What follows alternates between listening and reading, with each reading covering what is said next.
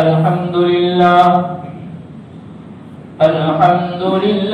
نحمده ونستعينه ونستغفره ونؤمن به ونتوكل عليه ونعوذ بالله من شرور أنفسنا ومن سيئات أعمالنا من يهده الله فلا مضل له ومن يضلله فلا هادي له ونشهد أن لا إله إلا الله وحده لا شريك له ونشهد أن سيدنا ونبينا وسندنا ومولانا محمدا عبده ورسوله صلى الله تعالى عليه وعلى آله وأصحابه أجمعين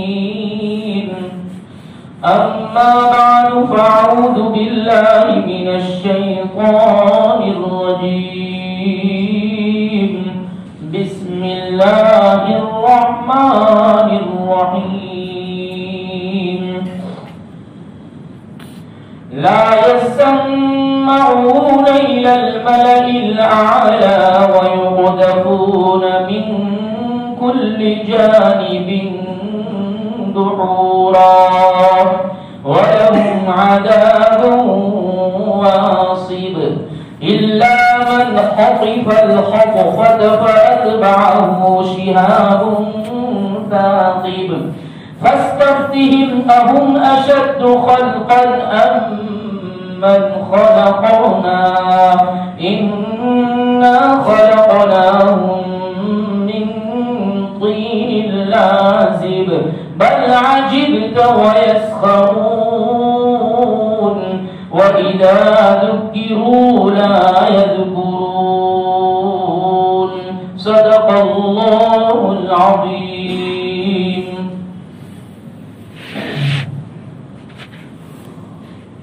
معزز سامعین کرام،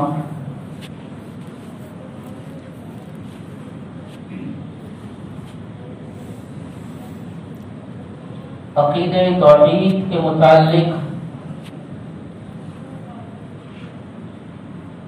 ان آیات میں جو ذکر کیا گیا اس کی تفسیر سن رہے ہیں.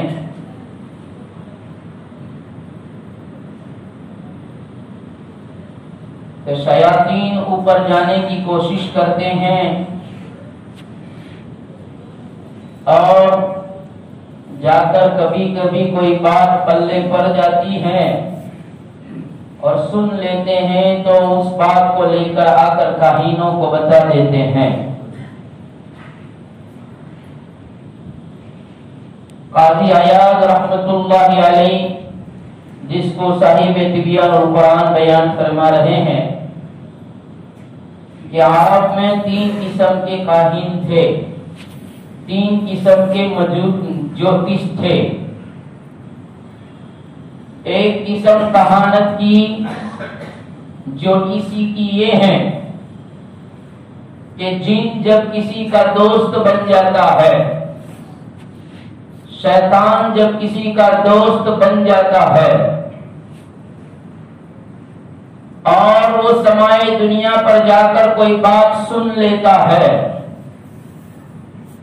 اور پھر وہ فرشتوں کی سنی ہوئی بات آ کر اس کو بتا دیتا ہے. یہ ایک قسم تھی، لیکن نبی کریم صلی اللہ علیہ وسلم کی بعثت کے بعد یہ قسم باطل ہو گئی، ختم ہو گئی. دوسری قسم کہانت کی یہ تھی کہ اگر کسی کا کوئی جن دوست بن جاتا تھا کسی انسان کا اور وہ جن اور وہ شیطان زمین کے ارد گرد اور قرب و جوار میں چکر لگا کر آتا اور پھر وہ آنے والا جنات، وہ جن، وہ شیطان اس آدمی کو جو چکر لگا کر آیا اور حالات دیکھے ہیں وہ حالات بتاتا اس کو اور پھر وہ آنے والوں کو بتا دیتا، اور وہ قسم آج بھی باقی ہے کہ جناتوں کے ذریعے سے کام کرایا جاتا ہے اور وہ چکر لگا کر زمین کا چکر لگا کر، آسمان دنیا پر نہیں زمین کا چکر لگاتے ہیں اور زمین کا چکر لگا کر حالات بتاتے ہیں اور اسی کے مطابق وہ بتاتے ہیں۔ اس لیے فرمایا یہ قسم کوئی مستبعد نہیں ہے، دور نہیں ہے، ایسا ہوتا ہے لیکن اکثر غلط ہے، اکثر خبریں غلط ہوتی ہے۔ راہب کو جو بتایا جاتا ہے زمینی چکر کے بعد تو اس میں اکثر باتیں غلط ہوا کرتی ہے، کبھی کبھی کوئی بات سچ اور صحیح ثابت ہو جاتی ہے، اور ایک قسم یہ ہوا کرتی ہے کہانت کی کہ اللہ تبارک و تعالیٰ کی طرف سے کسی کو اتنی طاقت دی جاتی ہے۔ صاحب تبیان البیان فرماتے ہیں کہ کبھی اللہ تبارک و تعالیٰ کسی آدمی کو اتنی طاقت دے دیتا ہے کہ وہ مستقبل کے امور کو جان لیتا ہے۔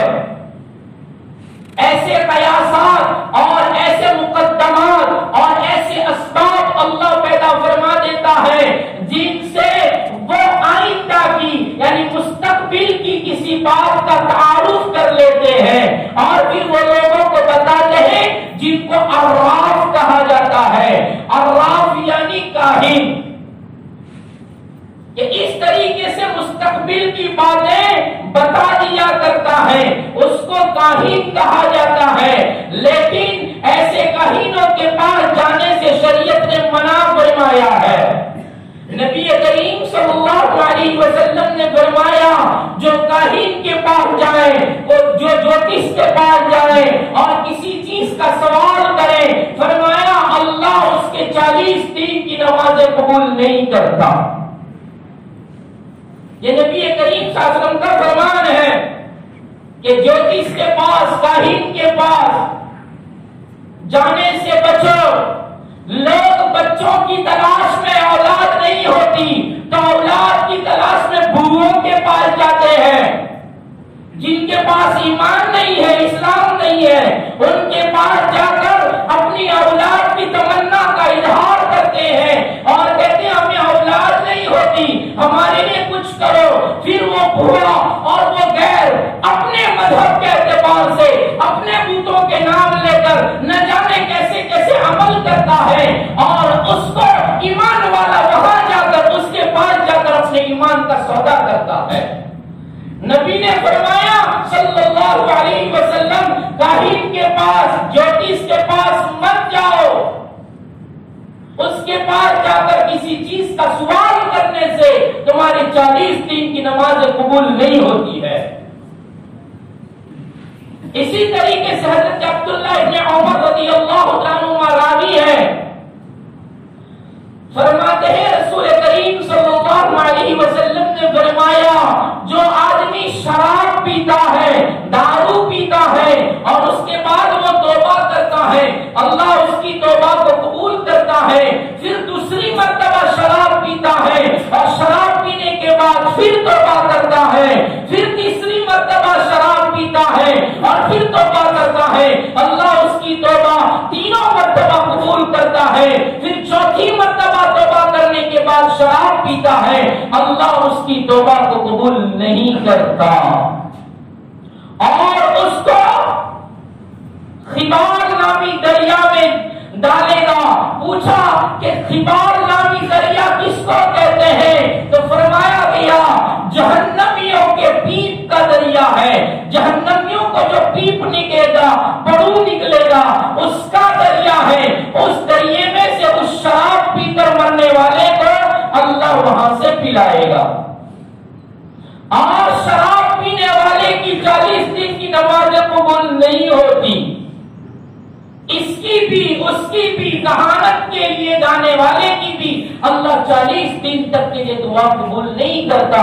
یہ کہانت کی اقسام ہے، کہانت کے پرکار ہیں جن کو مفسرین نے بیان فرمایا، جس کا قرآن میں ذکر فرمایا کہ شیطان سمائے دنیا پر سے کچھ بات اچک کر لے آتے ہیں اور پھر وہ کاہنوں کو بتاتے ہیں اور پھر وہ لوگوں کو بتاتے ہیں، جس کا قرآن میں ذکر فرمایا کہ ایسا شیطان جاتا ہے، اللہ اس کو فرشتوں کے ذریعے سے سحاب ثاقب مراتا ہے، ستارہ مراتا ہے اور ستارے مارے جاتے ہیں۔ اب سوال یہ پیدا ہوتا ہے کہ شیاطین جب اوپر جاتے ہیں اور ان کو جو ستارے مارے جاتے ہیں، آگ کا گولا مارا جاتا ہے، چمکدار چیز ماری جاتی ہے، تو کیا وہ اس کو لگتا ہے یا نہیں لگتا؟ تو بعضوں نے فرمایا اس کو لگتا ہے، بعضوں نے فرمایا شیطان کو چھیلتا ہوا وہ سحاب اس کے دوسرے راستے سے نکل جاتا ہے۔ اب سوال یہ کہ اس کو جو سحاب مارا گیا اس سے وہ ہلاک ہو جاتا ہے یا وہ صرف زخمی ہوتا ہے؟ تو اس کے بارے میں عبداللہ ابن عباس رضی اللہ عنہما کے دو قول۔ حضرت عبداللہ ابن عباس فرماتے ہیں کہ اس سحاب کے لگنے سے، اس ستارے کے لگنے سے شیطان ہلاک نہیں ہوتا، برباد نہیں ہوتا ہے، مر نہیں جاتا ہے، لیکن اس کے بعض اعضاء جل جاتے ہیں، شیطان کے اعضاء بعض جل جاتے ہیں۔ اور دوسرا قول حضرت عبداللہ ابن عباس کا کہ اس کو جب وہ شہاب لگتا ہے تو اس کی وجہ سے وہ ہلاک ہو جاتا ہے،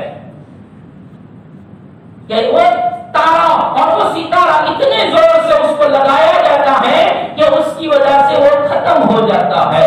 اب سوال یہ ہے کہ یہ شہاب ثاقب نبی کریم صلی اللہ علیہ وسلم کی بعثت سے پہلے شیاطین اوپر جاتے تھے اور ان کو شہاب ثاقب مارا جاتا تھا یا نہیں مارا جاتا تھا؟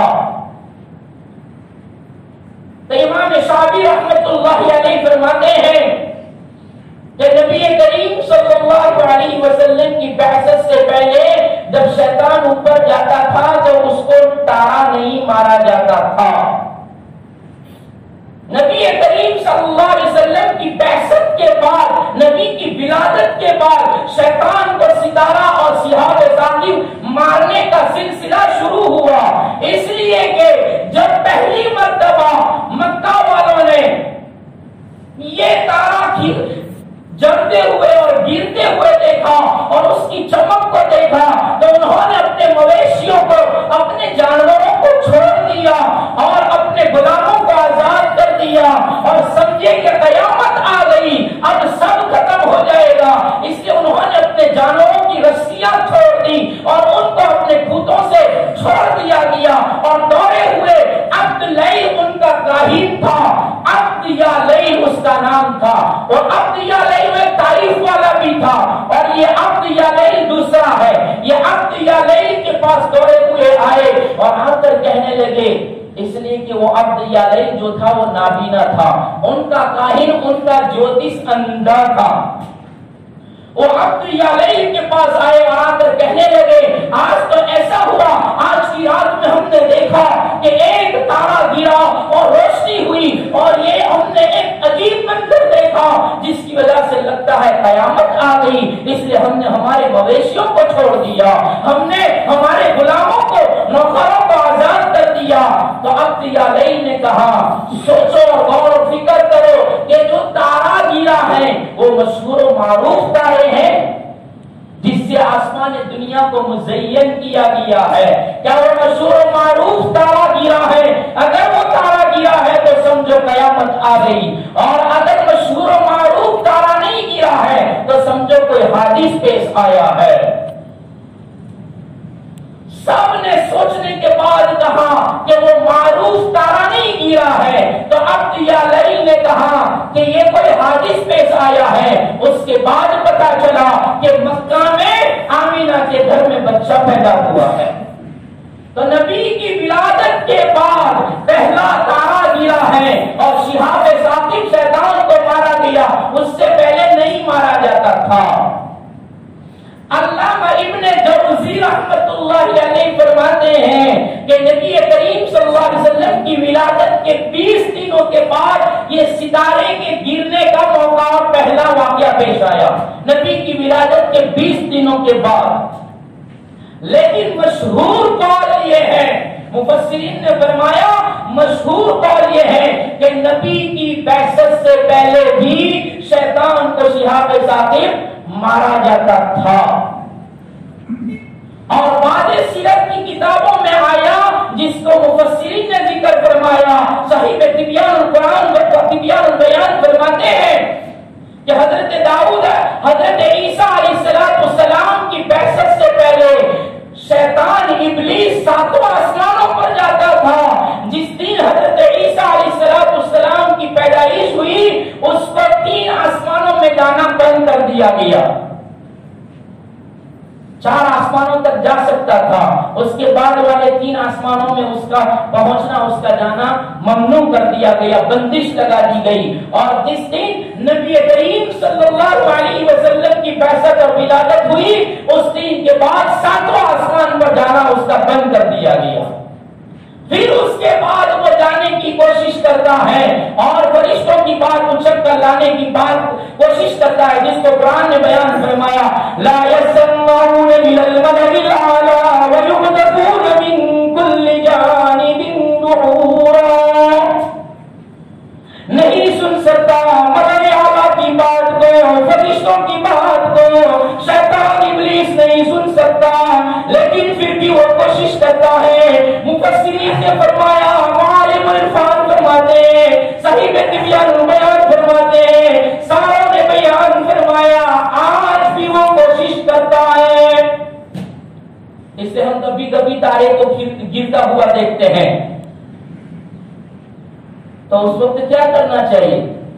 لا حول ولا قوت الا باللہ، یہ پڑھنا چاہیے۔ لوگ اس کو دیکھ کر خوشیاں مناتے، دیکھو دیکھو تارا گرا، یہ شہاب ثاقب شیطان کو مارا جاتا ہے، وہ کوشش کرتا ہے اوپر کی باتیں سن کر ان مجوسیوں کو، کاہنوں کو، جھوٹی کہانت کرنے والوں کو یہ پیغام بتانے کے لیے کوشش کرتا ہے، اس لیے وہ ستارہ مارا جاتا ہے۔ ہمیں پڑھنا چاہیے لا حول ولا قوت الا باللہ۔ تو وہ کوشش کرتا ہے تو وَيُقْذَفُونَ مِن كُلِّ جَانِبٍ دُحُورًا، ہر جانب سے اس کو مارا جاتا ہے، دھکیلنے کے لیے، دھکیلنے کے لیے، اس کو واپس کرنے کے لیے کہ یہاں تیرے آنے کی گنجائش نہیں ہے، یہاں تیرا آنا ممنوع ہے، اس لیے اس کو دھکیلا جاتا ہے۔ لیکن فرمایا وَلَهُمْ عَذَابٌ وَاصِبٌ، اور ہمیشہ اس کے لیے عذاب بن گیا، ہمیشہ اس کو یہ کیا جائے گا، اور ہمیشہ کا لفظ اس بات کی دلیل ہے کہ ہمیشہ کے لیے یہ کوشش کرے گا کہ وہ آسمان پہ جا کر باتوں کو سننے کی کوشش کریں، سمائے دنیا کے قریب جا کر فرشتوں کی باتوں کی سننے کی کوشش کریں۔ اس لیے یہاں فرمایا وَلَهُمْ عَذَابٌ وَاصِبٌ، اس کو ہمیشہ کے لیے سزا دی جائے گی، ہمیشہ کے لیے عذاب دیا جائے گا۔ إِلَّا مَنْ خَطِفَ الْخَطْفَةَ، فرمایا پھر بھی کبھی کبھی کوئی بات اچک لیتا ہے، کوشش کرتا ہے جانے کی، وہاں تک پہنچا شہاب ثاقب آوے اور اس کو لگے اس سے پہلے فرشتوں کی کچھ باتیں اس نے سن لی، تو فرمایا إِلَّا مَنْ خَطِفَ الْخَطْفَةَ فَأَتْبَعَهُ شِهَابٌ ثَاقِبٌ، کبھی کبھی کوئی بات سن بھی لیتا ہے، آج بھی جاتا ہے، اس زمانے میں بھی وہ کوشش کرتا ہے، اور فرشتے کی کوئی بات اس کی سمجھ میں اور سننے میں آ گئی، وہاں تک کہ اللہ اس کے لیے فرشتوں کے ذریعے سے شہاب ثاقب گرائے، کچھ بات سن کر آ جایا کرتا ہے اور آپ کہانیوں کو بتاتا ہے، اور آج بھی کہانت کرنے والے اس میں جھوٹی موٹی باتیں پورا ملا کر باتیں بیان کر دیا کرتے ہیں۔ إِلَّا مَنْ خَطِفَ الْخَطْفَةَ فَأَتْبَعَهُ شِهَابٌ ثَاقِبٌ، اس کے پیچھے شہاب ثاقب لگا دیا جاتا ہے۔ یہاں تک توحید کی باتیں تھی، عقیدہ توحید۔ اب اس کے بعد اللہ تبارک و تعالی 8 آیتوں میں عقیدہ آخرت کو بیان فرما رہے ہیں، اس لیے کہ مرنا ہے، مرنے کے بعد آخرت کی منزلیں ہیں جس کے بارے میں ہر انسان غافل ہے، اور ہر کوئی مرنا ہی نہیں چاہتا۔ مرنے کی بات آتی ہے تو ڈرتے ہیں۔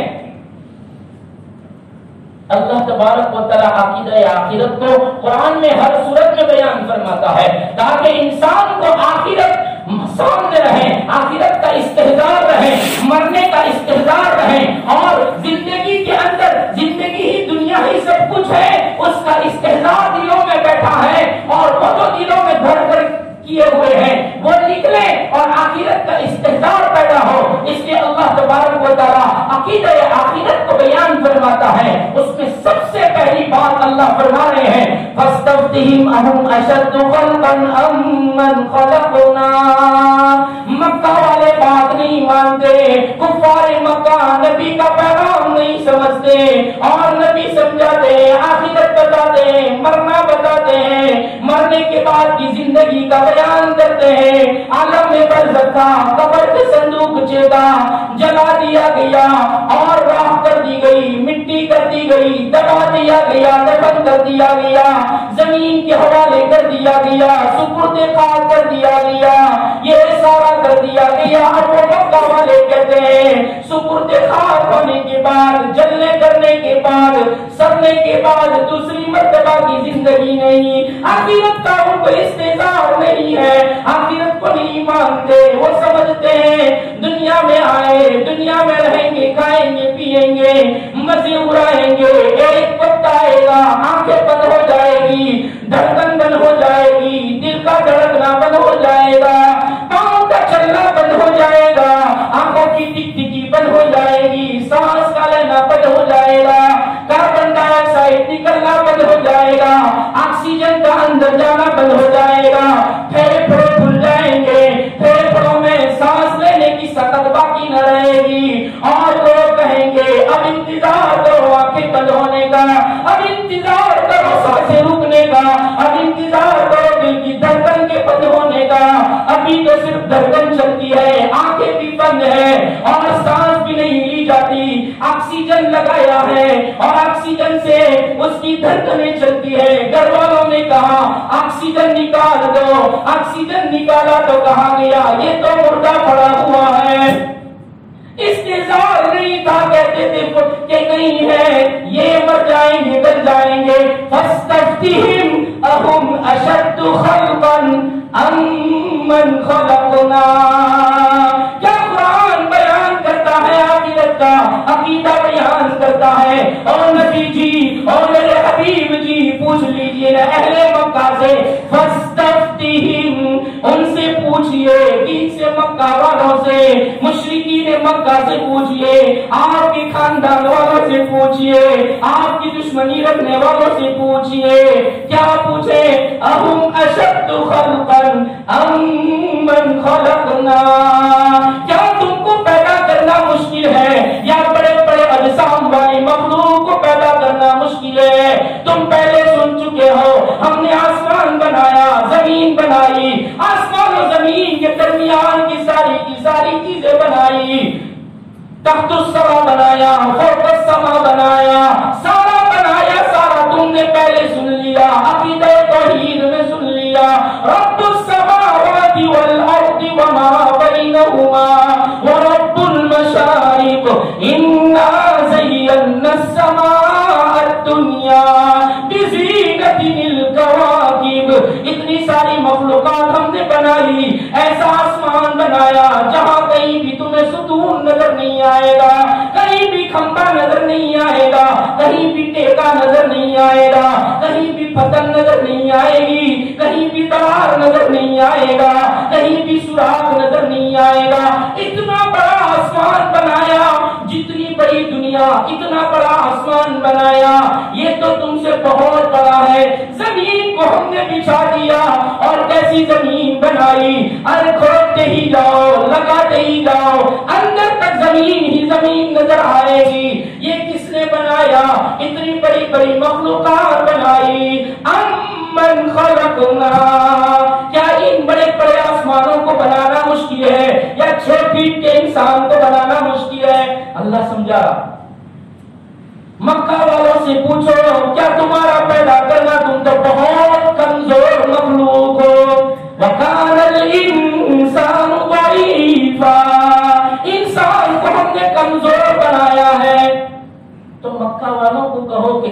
کمزور مخلوق، کیا اس کا بنانا مشکل ہے؟ کہ تم کہتے ہو کہ مرنے کے بعد زندہ نہیں ہو سکتے ہیں، عقلی دلیل اللہ بیان کر رہے ہیں سمجھانے کی، عقیدہ آخرت کو سمجھانے کی پہلی عقلی دلیل بیان فرمائی، اور عقل میں آوے ایسی بات عقلی دلیل کہ سوچو تو صحیح، یہ آسمان زمین، یہ سیارے، یہ چاند سورج فرشتے جنات، یہ بڑی بڑی مخلوقات ہم نے پیدا فرمائی ہے، تو تم جیسے کمزور مخلوق کو پیدا کرنا ہمارے لیے کیا مشکل ہے؟ ہم نے ایک مرتبہ پیدا کیا جبکہ تم کچھ نہیں تھے، کیسا فرمایا؟ قرآن کیا کہتا ہے؟ اِنَّا خَلَقْنَاهُم مِّن طِينٍ لَازِبٍ۔ مکہ والوں کو ذرا بتا دو، 21ویں صدی کے قرآن کی تفسیر سننے والوں کو بھی بتا دیجئے، 23ویں پارے کی سورہ صافات پڑھنے پڑھانے والوں کو، سننے سنانے والوں کو بتا دیجئے کہ تمہیں تو اِنَّا خَلَقْنَاهُم، بے شک ہم نے ان کو پیدا کیا، مِن طِينٍ لَازِبٍ، چپکنے والی مٹی سے، گورم کی چپکنے والی مٹی کہ پاؤں رکھے تو پھسل جائے، ایسی چپکنے والی مٹی سے ہم نے تم کو پیدا کیا ہے۔ بڑے بڑے آسمانوں کو زمینوں کو بنانے میں ہمیں کوئی تک مشکل پیش نہیں آئی، اور تم کہتے ہو کہ مر گئے، مرنے کے بعد دوسری مرتبہ مٹی ہو جائیں گے، گل جائیں گے، سڑ جائیں گے، پھر اللہ کیسے پیدا کرے گا؟ تو جب پہلی مرتبہ ہم نے تمہیں چکنی مٹی سے پیدا کیا، اس کی دو وجہ، ایک وجہ کہ حضرت آدم علیہ السلام کا خمیر اللہ نے چکنی مٹی سے بنایا اور مٹی سے آدم کو پیدا فرمایا، اس لیے اللہ نے فرمایا ہم نے تمہیں من طین لازب، ہم نے تمہیں ایک چکنی اور چپکنے والی مٹی سے پیدا فرمایا ہے۔ اور دوسری وجہ کہ ہر آدمی، ہر مرد، ہر عورت، ہر انسان کے بارے میں یہ فرمایا کہ ہم نے تمہیں ایسی چیزوں سے بنایا ہے کہ جو پانی میں ملی ہوئی مٹی سے بنے ہیں، پانی میں ملی ہوئی مٹی کہ تمہیں بنایا گیا ایک نطفے سے، اور ایک نطفہ بنا ہے خون سے، اور خون بنا ہے غذا سے، اور غذا بنی ہے مٹی سے، کہ تمہاری پیدائش، تمہارا بننا یہ مٹی سے ہے، اور کیسی مٹی؟ پانی سے ملی ہوئی مٹی، کہ زمین کو زراعت کی جاتی ہے، زمین کو جوتا جاتا ہے، اس میں بیج ڈالا جاتا ہے، بیج ڈالنے کے بعد پانی برستا ہے، پانی پلایا جاتا ہے، آسمان نے پانی نہیں برسایا، آدمی نے ٹیوب ویل کے ذریعے سے پانی پلایا، اپنی کھیت کو سینچا، اور کھیت کے سینچنے کے بعد فصل ہوئی، اور وہ فصل ہوئی گندم بنے، اور اسی طریقے سے چاول بنے، جتنی بھی چیزیں استعمال کی جاتی ہے، ترکاریاں بنی، سبزیاں بنی، یہ سارا کا سارا زمین ہی سے بنا۔ اسی لیے تمہارا مادہ ہی زمین ہے، اور تمہارا مادہ ہی چکنی اور چپکنے والی مٹی ہے۔ اگر گوشت کھاتے ہو تو جانوروں پر غور کرو، جانور کی غذائیں کہاں سے آتی ہے؟ جانور کی غذائیں بھی زمین سے آتی ہے، وہ زمین کا چارہ کھاتا ہے، زمین کا دانا کھاتا ہے، اور اس کے ذریعے سے دودھ آتا ہے، اس دودھ کے ذریعے سے تم استعمال کرتے ہو اور طاقت پیدا کرتے ہو، اپنے جسم میں طاقت پیدا کرتے ہو، اس کا گوشت کھاتے ہو، اور گوشت کھا کر پھرما بنتے ہو، اپنے بدن کو تم قوت دیتے ہو۔ یہ سارا کا سارا نظام ہم نے مٹی سے چلایا ہے، اس لیے فرمایا کہ اِنَّا خَلَقْنَاهُم مِّن طِينٍ لَازِبٍ، اللہ نے ہمیں ایک چپکنے والی مٹی سے پیدا فرمایا ہے۔ یہ عقلی دلیل ہے، اس سے انسان کو سمجھ میں آ جانا چاہیے کہ جب ایک نطفے سے بنا دیا، اب مر گئے، مرنے کے بعد مٹی ہو گئی، جس مٹی سے بنایا پہلی مرتبہ، اسی مٹی سے دوسری مرتبہ بنانا کیا مشکل ہو سکتا ہے؟ کہ تمہارا دعویٰ ہے کہ مرنے کے بعد مٹی ہو جائیں گے، گلیں گے، سڑیں گے، ہڈیاں سڑ جائے گی، پھر مٹی بن جائے گی، پورا انسان کا ڈھانچہ مٹی میں تبدیل ہو جائے گا۔ اللہ فرماتے ہیں جب پہلی مرتبہ ہم نے تمہیں چپکنے والی مٹی سے بنایا، وہی پھر سے مٹی بن گیا، اور پھر اسی مٹی سے ہمیں دوسری مرتبہ انسان بنانا کیا مشکل ہے؟ اس لیے تم آخرت کے بارے میں تمہارا عقیدہ یہ ہے کہ نہیں، اللہ کے سامنے کھڑا نہیں ہونا ہے، تو سنو، کھڑا ہونا ہے۔ اہل مکہ کو کہہ کر قیامت تک آنے والی انسانیت کو اور خصوصاً ایمان والوں کو بتایا جاتا ہے تمہیں مرنے کے بعد اللہ کے سامنے حاضر ہونا ہے، اس لیے کہ ہم مخلوق ہیں اور کمزور ترین مخلوق ہیں۔ بڑے بڑے آسمانوں کو، بڑے بڑے سیاروں کو اللہ نے بنایا، تو انسان تو مخلوق دوبارہ زندہ کرنا کوئی مشکل نہیں ہے. یہ عقلی دلیل اللہ نے دی. اس کے بعد اللہ نقلی دلیل بیان کرتا ہے.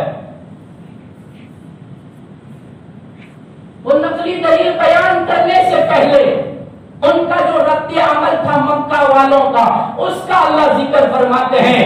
بل عجبت ويسخرون. آپ ان کو اپنی دلیل کے ذریعے سمجھا رہے ہیں. ان کی کھوپڑیوں میں، ان کے ذہنوں میں، ان کے دماغوں میں، ان کی عقلوں میں بات بٹھانے کی کوشش کرتے ہو اور سمجھانے کی کوشش کرتے ہو. بڑے بڑے اجسام کا پیدا کرنا مشکل نہیں. ایک مرتبہ بنے ہوئے کو دوسری مرتبہ بنانا کوئی مشکل نہیں. آپ ان کو سمجھا رہے ہیں لیکن وہ تو سمجھتے نہیں ہیں، مذاق کرتے ہیں اور ان کے سمجھانے پر وہ سمجھتے نہیں. تو بل عجبت، اور نبی جی آپ تعجب کرتے ہیں، آپ اچنبے میں پڑے ہوئے ہیں. یہ کیسی مخلوق ہے، یہ کیسی امت ہے، یہ کیسی قوم ہے کہ اتنا سمجھانے کے بعد بھی وہ تو مذاق کرتے ہیں. تو اگر میری بات کوئی نہیں مانتا تو اس میں کوئی تعجب کی بات نہیں ہے. نبی جیسے نبی کی بات کو لوگ نہیں سنتے تھے، اور اگر میری آپ کی بات اگر کوئی نہیں سنتا بار بار کہنے کے باوجود بھی کہ جماعت خانے میں نماز پڑھو، جماعت خانے میں نماز پڑھو، پھر بھی باہر سب بناتے ہیں، اپنی نمازیں بگاڑتے ہیں، تو پھر وہ نہ مانے تو قصور کس کا ہے؟ مذہب کے لو کے کرنا تو ان کو ہے جن کو کہا جاتا ہے. اور اگر مولسا کے ذرا چپ ہو جائے، مولسا کے داؤ کہیوں ہمارا دن کا بھی نظر آ جائے اور ان کا شہتیر بھی نظر نہیں آتا ہے. تو فرمایا کہ نبی کریم صلی اللہ علیہ وسلم ان کو سمجھا رہے تھے اور وہ نہیں مان رہے تھے. تو بل عجیب کا قرآن کہتا ہے نبی تعجب کر رہے تھے کہ اتنے دلائل کے بعد بھی نہیں مانتے ہیں. تو اللہ نے کیا فرمایا؟ وَيَسْخَرُونَ. ارے تو تعجب کرتا ہے، وہ مذاق کرتے ہیں، تیری دلیلوں کی مذاق کرتے ہیں کہ دیکھو کیسی باتیں کرتا ہے. حالانکہ کتنی صحیح بات ہے، کتنی سچوٹ بات ہے، کتنی ٹھوس بات ہے کہ بس جس طریقے سے پہلی مرتبہ پیدا کیا، مٹی ہونے کے بعد، گلنے سڑنے کے بعد دوسری مرتبہ پیدا کرنا مشکل نہیں ہے. یعنی مرو گے، مرنے کے بعد تمہیں اللہ کے سامنے کھڑا ہونا ہے، جس کو عقیدہ آخرت کہتے ہیں. لیکن وہ مذاق کرتے ہیں. عقلی دلائل سمجھ میں نہیں آئی تو اللہ نے نقلی دلائل پیش کیے. سمجھانے سے نہیں سمجھتے ہیں تو پھر کوڑے مارے جاتے ہیں، کوڑوں سے بھی نہیں سمجھے جاتے تو بڑی سزائیں دی جاتی ہے. سمجھانے سے نہیں سمجھتے، جھڑکنے سے نہیں سمجھتے تو پھر مار سے سمجھتے ہیں. یہی اللہ تبارک و تعالی یہاں بیان فرما رہا ہے. وَإِذَا ذُكِّرُوا لَا يَذْكُرُونَ وَإِذَا رَأَوْا آيَةً يَسْتَسْخِرُونَ. جب انہوں نے مذاق بنا دیا، اللہ نے فرمایا او میرے حبیب جی، او میرے نبی جی، کتنی بھی نصیحتیں کرو نہیں مانیں گے. وَإِذَا ذُكِّرُوا، کتنا بھی سمجھاؤ، لَا يَذْكُرُونَ، وہ نصیحت حاصل کرنے والے نہیں ہیں. سمجھو کہ بار بار سمجھانے کے بعد بھی اگر نہیں سمجھتے ہیں تو سمجھو کہ اللہ نے محروم کر دیا ہے. نصیحتیں کرنے کے بعد بھی نہیں سمجھ میں آتا تو سمجھو ختم اللہ علی قلوبہم وعلی سمعہم وعلی ابصارہم غشاوہ. اللہ نے دلوں پر مہریں لگا دی، سکے لگا دیے. اللہ نے دلوں کو پتھر بنا دیا اور آنکھوں پر پردے ڈال دیے کہ اتنی نصیحتوں کی باتوں کے باوجود بھی سمجھ میں آ جائے، ایسی باتوں کے باوجود بھی نہیں سمجھتے. وَإِذَا ذُكِّرُوا لَا يَذْكُرُونَ، وہ نہیں سمجھیں گے. نبی ہے نا، رحمت للعالمین بن کر آئے ہیں، عقلی دلیل سے نہیں سمجھتے ہیں تو نقلی دلیل اللہ نقلی دلائل کے ذریعے سے، تو پھر اللہ نے نقلی دلائل پیش کیے اور نقلی دلائل میں فرمایا وَإِذَا رَأَوْا آیَةً يَسْتَسْخِرُونَ، اور جب وہ کسی نشانی کو دیکھتے ہیں، کسی معجزے کو دیکھتے ہیں تو پھر اس کا مذاق اڑاتے ہیں اور اس کا مذاق اڑا کر کہتے ہیں وَقَالُوا إِنْ هَذَا إِلَّا سِحْرٌ مُبِينٌ، وہ لوگ کہتے ہیں نہیں ہے لیکن یہ کھلا ہوا جادو ہے۔ نقلی دلیل اللہ پیش کر رہا ہے معجزات کے ذریعے سے کہ نبی کے ذریعے سے اللہ نے معجزات کا اظہار کروایا، معجزات دکھائے گئے اور نبی کریم صلی اللہ علیہ وسلم کی نبوت اور رسالت کو ثابت کیا گیا، نبی کی نبوت اور رسالت کو تسلیم کروانے کی کوشش کی گئی کہ دیکھو یہ خرق عادت باتیں پیش ہو رہی ہے، معجزہ ظاہر ہو رہا ہے، اس معجزے کو دیکھ کر تو مانو کہ یہ نبی ہے، یہ رسول ہے، اور جو بتا رہے ہیں مرنے کے بعد گلنا سرنا اور مرنے کے بعد پھر دوبارہ اٹھنا، یہ سمجھا رہے ہیں، اس کی بات کو مانو یہ نبی ہے اور نبی جھوٹ نہیں بول سکتا۔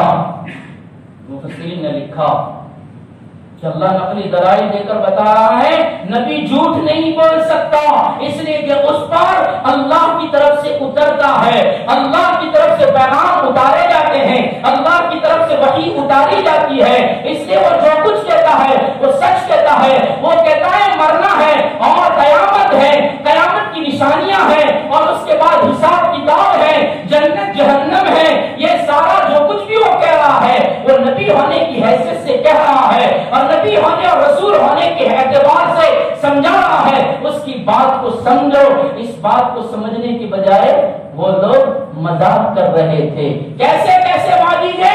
مفسرین فرماتے ہیں بخاری شریف اور مسلم شریف کی روایت، نبی کریم صلی اللہ علیہ وسلم کی ہجرت سے 5 سال پہلے کا واقعہ، اور مینا کا میدان ہے اور مینا کی وادی میں مغیرہ بن ولید ہے، ابو جہل ابن ہشام جس کو عمرو ابن ہشام کہا جاتا ہے، ابو جہل ہے اور عاص بن وائل ہے، یہ بڑے بڑے لوگ مینا کی وادی میں ہیں اور اللہ کے رسول صلی اللہ علیہ وسلم ان کو نقلی دلائل بیان کر رہے ہیں، ان کو نقلی دلائل کے ذریعے سمجھا رہے ہیں۔ تو یہ لوگ کہتے ہیں کہ اگر تو سچا ہے تو آج 14ویں کا چاند ہے اور پورا گول چاند ہے اور پورے گول چاند کی چاندنی بھی گر رہی ہے اور سارا موسم چاند کی چاندنی سے روشن ہے، منور موسم میں وادی مینا میں رات کے وقت میں انہوں نے مطالبہ کیا کہ اگر تو سچا ہے اور تو ہمیں نقلی دلائل کے ذریعے سمجھانا چاہتا ہے اور تو کہتا ہے وَإِذَا رَأَوْا آیَةً يَسْتَسْخِرُونَ کہ جب وہ کوئی نشانی دیکھتے ہیں تو مذاق اڑاتے ہیں، آج تو ہمیں نشانی دکھا، کیا نشانی چاہیے؟ یہ گول چاند نظر آتا ہے، آج 14ویں کا مکمل چاند ہے، ایک چاند کے 2 ٹکڑے کر کے دکھا اور وہ 2 ٹکڑے بھی اس طریقے سے ایک جبل ابو قیس پر گزرے پڑے ایک ٹکڑا اور ایک ٹکڑا جبل قینقاع پر گرے، اس طریقے سے تو 2 ٹکڑے کر کے دکھا، ایک پہاڑ مغرب کی طرف تھا، ایک مشرق کی طرف تھا، کہاں اس طریقے سے ٹکڑے کر کے دکھا کہ ہم 2 ٹکڑوں کو اس طرح گرتے ہوئے دیکھیں۔ اللہ کے رسول صلی اللہ علیہ وسلم نے فرمایا اگر ایسا ہو جائے جیسا تم لوگ کہہ رہے ہو تو کیا ایمان لاؤ گے؟ تو انہوں نے کہا کوئی بات نہیں، ایمان لائیں گے۔ اللہ کے رسول صلی اللہ علیہ وسلم نے روایت میں آتا ہے دعا مانگی، امت کو دعا کی اہمیت سمجھانا ہے، ہاں کہ دعا سے مسائل حل ہوتے ہیں، صرف وظائف سے نہیں ہوتے، وظیفے بہت وظیفے پڑھتے ہیں۔ کسی نے کہا کورونا کا یہ وظیفہ ہے اور پیٹ میں درد ہو تو یہ وظیفہ ہے اور سر میں درد ہو تو یہ وظیفہ ہے اور کتنی مرتبہ 2000 مرتبہ پڑھنا ہے تو 2000 مرتبہ پڑھتا ہے، لیکن 7 منٹ کی نماز نہیں پڑھتا ہے۔ تو 2000 کا وظیفہ ہمارا درد سر دور نہیں کر سکتا جب تک کہ اللہ کا حکم نماز ادا نہ ہو۔ تو اللہ کے رسول صلی اللہ علیہ وسلم نے دعا مانگی اور دعا کے بعد پھر انگلی کا اشارہ کیا۔ اللہ نے نبی کی دعا کو منظوری عطا فرمائی اور نقلی دلیل پیش کرنا تھا۔ اللہ نے چاند کے 2 ٹکڑے کیے اور 2 ٹکڑے ہو کر ایک جبل ابو قیس پر گیا اور دوسرے پہاڑ پر گیا اور کئی کہاں پر گرنے کے بعد دونوں کے گرنے کے بعد اللہ کے رسول نے فرمایا تمہارے مطابق تمہارے کہنے کے مطابق ہو گیا، اب بات کو مان لو، اب تو اللہ کو مان لو۔ تو کیا فرمایا؟ وَإِذَا رَأَوْا آيَةً يَسْتَسْخِرُونَ، جب نشانی کو دیکھتے ہیں، معجزے کو دیکھتے ہیں تو مذاق اڑاتے ہیں اور کہنے لگے دیکھو اس نے ہم پر جادو کر دیا۔ ہاں، اور ابو کبشا کے بیٹے کون تھے؟ ابو جہل۔ اور ابو کبشا کے بیٹے دیکھو تم پر اس نے جادو کر دیا۔ تو وہ لوگ کہنے لگے جو وہاں مینا کی وادی میں تھے وہ کہنے لگے ارے اس نے ہم پر جادو کر دیا ہے، ساری انسانیت پر تو اس کا جادو نہیں چل سکتا۔ مینا میں جو بھی آئے گا، مینا کی وادی میں جو بھی دوسرے شہر سے آئے گا، دوسرے شہروں میں سے آنے والوں کو ہم پوچھیں گے کہ تم نے رات میں منظر دیکھا تھا، اس طرح دیکھا تھا۔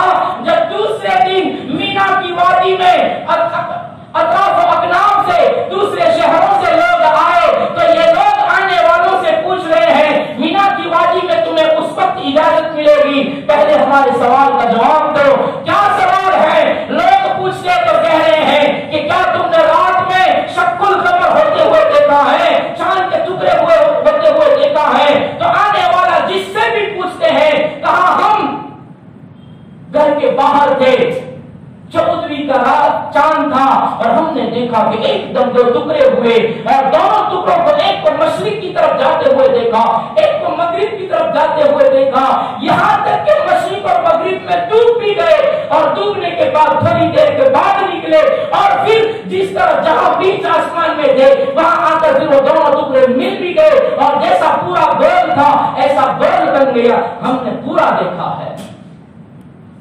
صرف شق القمر کی بات کرتے ہو، ہم نے تو ڈوبتے ہوئے بھی دیکھا ہے، نکلتے ہوئے بھی دیکھا ہے، جڑتے ہوئے بھی دیکھا ہے، گول ہوتے ہوئے بھی دیکھا ہے۔ یہ جتنے بھی مینا کی وادی میں آئے ان سب نے بات کی دلیل اور سب نے بتایا، پھر بھی کیا کہتے ہیں اس نے تو پوری انسانیت پر جادو کر دیا۔ کیا انسان کے اندر حد درمی ہے، ضدی پنا ہے، اس کو کتنا بھی سمجھاؤ اس سے بڑی دلیل تو کیا ہو سکتی ہے؟ ان کی مانگ کے مطابق، ان کے کہنے کے مطابق کر کے دکھایا، پھر بھی نہیں مانے۔ مفسرین فرماتے ہیں ایک عقلی دلیل نہیں ہے اور ایک نشانی نہیں ہے۔ خود ابو جہل کے بارے میں فرمایا گیا اس نے ایک اوندا کنواں کھودا اور اوندا کنواں کھلوانے کے بعد اس کو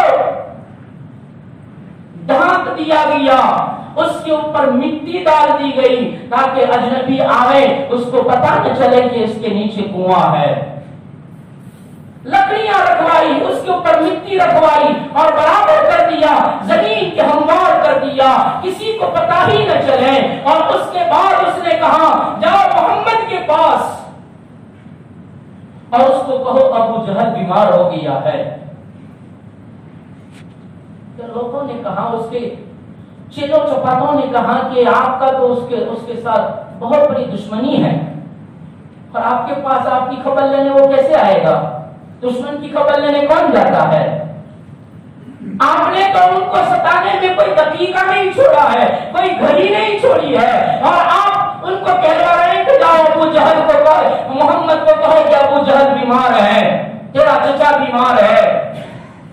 ابو جہل نے کہا میں جانتا ہوں اس کی اخلاق کو، میں پہچانتا ہوں، جاؤ اس کو جا کر کے پورا مکہ نہیں آ سکتا ہے لیکن محمد ضرور آئے گا۔ میرے اپنے نہیں آ سکتے، میں اس کے بارے میں یقین سے نہیں بتا سکتا لیکن محمد بن عبداللہ کے بارے میں یقین کے ساتھ کہتا ہوں، صرف اس کو خبر ملنا مقصود ہے، جب اس کو خبر ملے گی وہ ضرور آئے گا۔ وہ جانے والا گیا اور جا کر کہا ابو جہل بیمار ہے۔ اللہ کی قسم مفسرین فرماتے ہیں اپنا کام چھوڑا، جس حال میں تھے اس حال میں اسی وقت اپنی ٹہکن کو درست کیا، اپنے پیراہن کو درست کیا، اور اسی وقت فی الفور انتظار نہیں کیا کہ شام کو جاؤں گا، صبح کو جاؤں گا، کل جاؤں گا، اسی وقت نکلے اور نکل کر جا رہے ہیں۔ کس کے لیے؟ عیادت کے لیے۔ حالانکہ وہ بیمار نہیں تھا، لیکن اخلاق نبوی ہے اور اللہ نقلی دلیل پیش کرتا ہے۔ نبی نکلے ہیں، اس کنویں کے قریب پہنچے، جبرائیل آ گئے، فرمایا یا رسول اللہ خبردار آگے بڑھے تو وہ بیمار نہیں ہے، وہ آپ کو ہلاک کرنا چاہتا ہے، اس کی تدبیر کچھ اور ہے۔ وَمَكَرُوا وَمَكَرَ اللَّهُ وَاللَّهُ خَيْرُ الْمَاكِرِينَ۔ وہ بھی مکر کرتے ہیں، وہ بھی پلان بناتے ہیں، اور آسمان والا بھی پلان بناتا ہے، اور آسمان والے کے پلان سے بہتر کسی کا پلان نہیں ہو سکتا۔ کیوں میرے آپ کے بارے میں پلان نہیں بنتا؟ کیوں میرے آپ کے بارے میں وہ مکر کرنے والا مکر نہیں کرتا؟ کیوں میرے آپ کی زبان پر گلے ہیں ہمارے خلاف لوگ مکر کر رہے ہیں؟ کیوں ہمارے گلے ہیں ہمارے خلاف فریب ہے؟ کیوں یہ نہیں کہتے کہ ہمارا اللہ کیوں ہماری طرف میں، ہماری حمایت میں، ہمارے طرف میں کیوں نہیں کرتا؟ ہماری موافقت میں کیوں نہیں کرتا؟ اس جملے کو نہیں سنا؟ نبی کے بارے میں اللہ نے جبرائیل کو بھیج کر کہا روک لے اور کہتے واپس ہو جا، کوئی بیمار نہیں ہے۔ جب نبی اولتے پاؤں واپس ہونے لگے، ابو جہل ایک دم دوڑا اپنی کھاد پر سے اٹھ کر، اپنی چارپائی سے اٹھ کر ایک دم دوڑا کہ محمد کو پکڑوں۔ جب دوڑا تو بھول گیا کہ میں نے ہی کھڈا کھدوایا ہے۔ اسی کھڈے میں وہ گرا اور اندر اوندا کھودا تھا، اتنا اوندا اور گہرا کہ اندر گرنے والا باہر نہ نکل سکے، اور باہر نکلنے کی کوئی سبیل اور راستہ بھی نہیں بنایا تھا، کوئی زینے اور پگڈنڈے بھی نہیں بنائے ہیں۔ اسی کنویں میں وہ خود گرا۔ اللہ کے رسول صلی اللہ علیہ وسلم نے جو اس نے آواز دی تھی، پیچھے مڑ کر دیکھا، ادھر وہ اندر گرا، اندر سے آوازیں دے رہا ہے مجھے نکالو۔ اوندا اور گہرا کنواں ہے، اس میں رسیاں ڈالی گئی، رسیاں وہاں تک نہیں پہنچ رہی ہے، بہت کوشش کی گئی وہاں تک نہیں جا رہی ہے، اور کوئی رسی اگر وہاں تک پہنچ گئی اس کو پکڑتا ہے تو ٹوٹ جاتی ہے۔ حتی الوسع ہر قسم کی انہوں نے تدبیریں اختیار کی، کارگر نہ ہوئی۔ وہ اندر سے کہتا ہے محمد کو بلاؤ، وہی بچا سکتا ہے، اس کنویں میں سے وہی نکال سکتا ہے۔ ارے جس کے مارنے کی تدبیر بنائی گئی ہو، اور جس کے بارے میں جبرائیل آ کر خبر دے گئے ہو کہ آپ کو مارنے کی تدبیر ہے، قربان جاؤ اس محمد پر صلی اللہ علیہ وسلم۔ جب کہا گیا کہ ابو جہل بلاتا ہے اندر سے نکالو، نبی آئے، کنویں کے پاس آئے، اندر جھانک کر دیکھا، ابو جہل اندر سے ہاتھ جوڑ کر کہتا ہے محمد باہر نکال دو۔ نہیں نکالوں گا۔ کہاں تک صبر کرے انسان؟ نہیں نکالوں گا۔ وہ کہتا ہے نکال دو، نکال دو، جو کہو گے کروں گا، میری بات مانے گا، ایمان قبول کرے گا، نقلی دلیل پیش ہو رہی ہے، مانے گا بات کو؟ کہاں مان لوں گا؟ اللہ کے رسول صلی اللہ علیہ وسلم کا اللہ نے معجزہ ظاہر کیا، نبی نے نہ رسی لٹکائی نہ ڈول لٹکائی، اللہ کے رسول صلی اللہ علیہ وسلم نے اپنا داہنا ہاتھ کنویں کے اندر لٹکایا، اللہ نے ہاتھ کو کنویں کی گہرائی تک پہنچا دیا۔ یہ قرآن کی تفسیر ہے۔ کنویں کی گہرائی تک نبی کا ہاتھ پہنچا، ابو جہل نے مقدس ہاتھ کو پکڑا، دست مبارک کو پکڑا، اللہ کے رسول صلی اللہ علیہ وسلم نے اس کو ایسے نکالا جیسے ماں اپنے بچے کو نکالتی ہے۔ گہرے کنویں سے باہر آ گیا، اللہ کے رسول صلی اللہ علیہ وسلم سے کہہ رہا ہے محمد سمجھ گئے کہ تو جادوگر ہے۔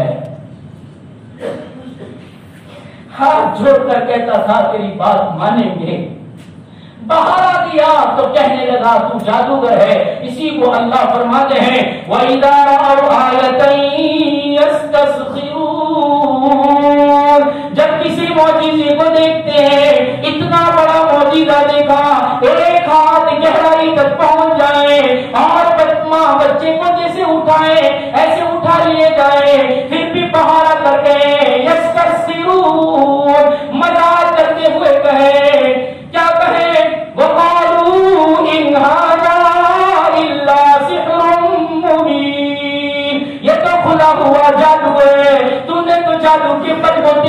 کیا ہے۔ اس کے بعد اللہ آگے کیا بیان فرما رہا ہے؟ دلائل آخرت کے عقائد بیان فرما رہا ہے۔ انشاءاللہ زندگی باقی رہی تو آئندہ تک سنیں گے۔ اللہ تبارک و تعالیٰ کہنے سننے سے زیادہ عمل کی توفیق عطا فرمائے اور اللہ تعالیٰ ہم سب کو ماننے والا بنائے، ایسا ضدی بننے سے ہماری پوری امت کی حفاظت فرمائے۔ بسم اللہ الرحمن الرحیم۔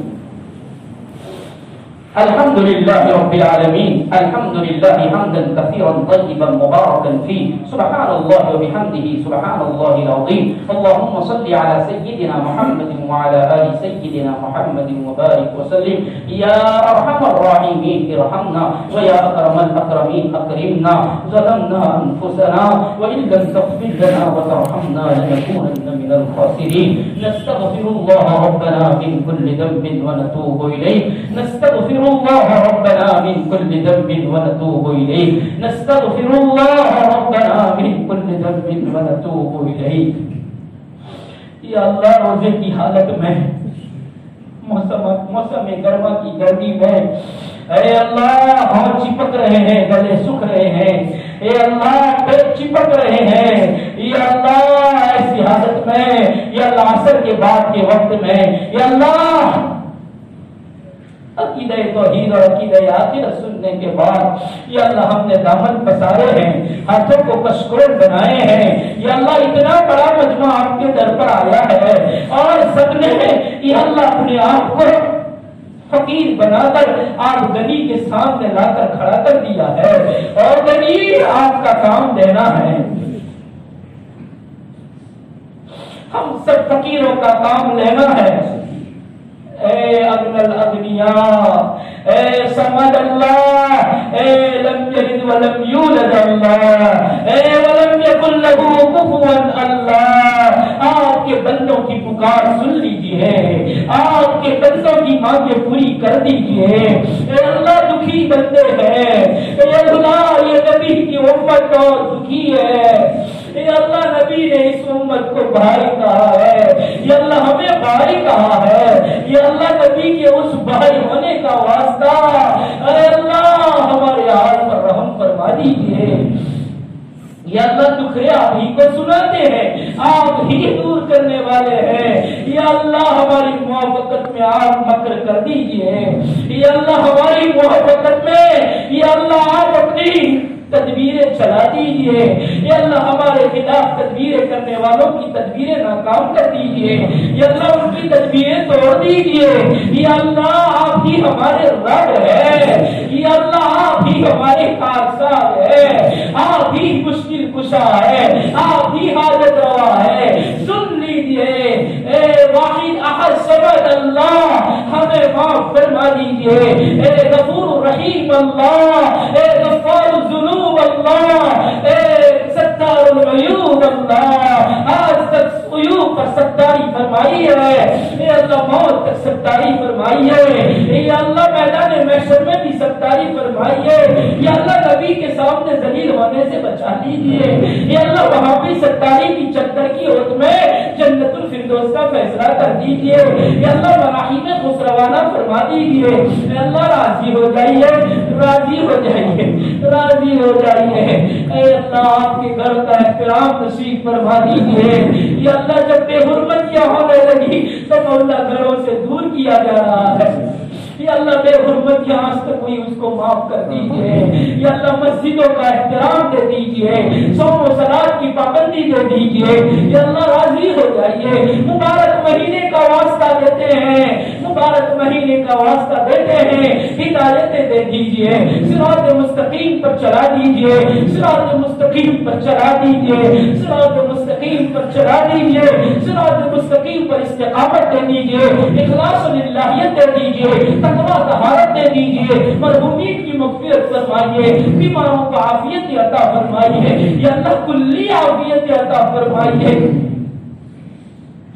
یا اللہ اکثر انسانیت بستروں پر یا اللہ بیماری میں پڑی ہوئی ہے، یا اللہ پھیپھڑوں نے کام کرنا بند کر دیا، یا اللہ پھیپھڑوں نے سانسیں نکالنا لینا بند کر دیا، اے اللہ پھیپھڑوں میں مضبوطی عطا کروا دیجئے، یا اللہ پھیپھڑوں کو بحال فرما دیجیے، سب کی بیماریوں کو عافیتوں میں بدل دیجیے، مکمل تندرستی عطا فرمائیے۔ یا اللہ آپ نے ہمیں سلامت رکھا ہے، موت تک سلامت رکھیو مولا، موت تک حفاظت میں رکھیو مولا، ہر قسم کی چھوٹی بڑی اور لاعلاج بیماریوں سے ہماری نسلوں کی پوری امت کی حفاظت فرمائیے۔ یا اللہ دعاؤں کو مقبولیت دے دیجیے، نبی کریم صلی اللہ علیہ وسلم کے صدقے طفیل میں قبول فرما لیجیے۔ وصلی اللہ علی النبی الکریم برحمتک یا ارحم الراحمین۔